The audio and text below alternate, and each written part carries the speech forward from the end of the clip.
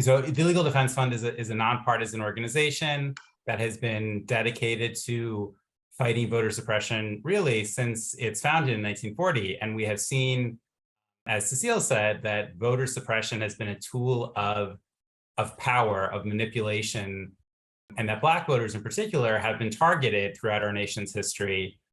And there's been really sad examples of both major parties sort of engaging in voter suppression historically.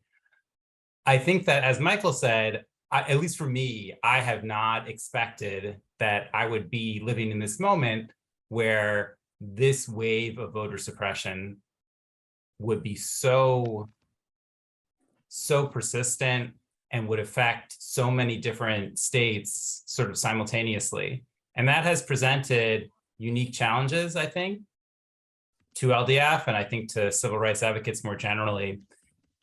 There have been two major ways in which we have tried to respond. One has been sort of the most obvious, which is filing lawsuits. And you heard Cecile talk about the lawsuit in Florida, which is a case that LDF is also involved in.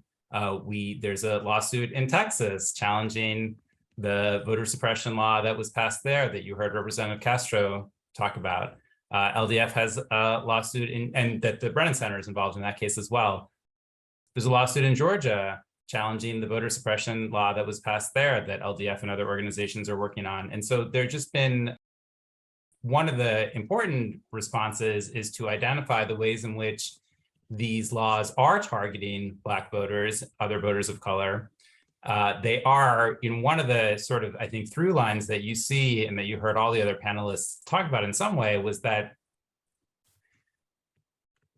the new wave of voter suppression is in some way a new poison in an old bottle, or if that's the right metaphor, because the ways in which, at the margins perhaps, but in significant ways, legislators are seeking to shape the electorate and make it more difficult is highly correlated with race.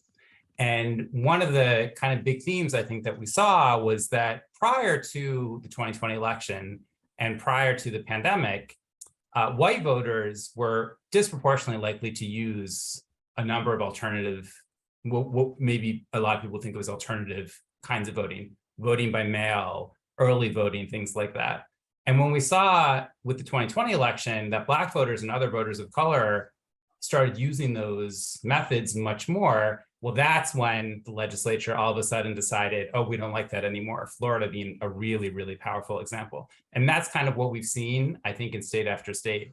And what was so important about Judge Walker's ruling that you heard Cecile talk about before, I think, as she described very powerfully, was that he really identified the ways in which the legislature was intending to target Black voters, which is a clear violation of the Equal Protection Clause, clearly unconstitutional.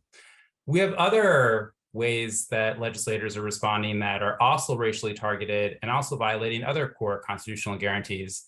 In Georgia, one of the things that is the most shocking, I think, about the voter suppression law is criminalizing efforts to provide food or water to voters within 25 feet, to approach a voter within 25 feet and offer food and water to the voter. And Georgia is a place that has had incredibly long lines to vote. Those lines tend to be disproportionately long for voters of color. And now if you're an organization that wants to provide some basic food and water, you're not permitted to do so and you're actually being criminalized for doing so. So these are all things that require a litigative response. And then the last thing I'll just say very quickly is that it's also very important that civil rights organizations and others are pushing back during the legislative process as well, because as egregious as a lot of these laws have been, they have been to some degree modified or softened because of the pushback that I think we did see during the legislative process.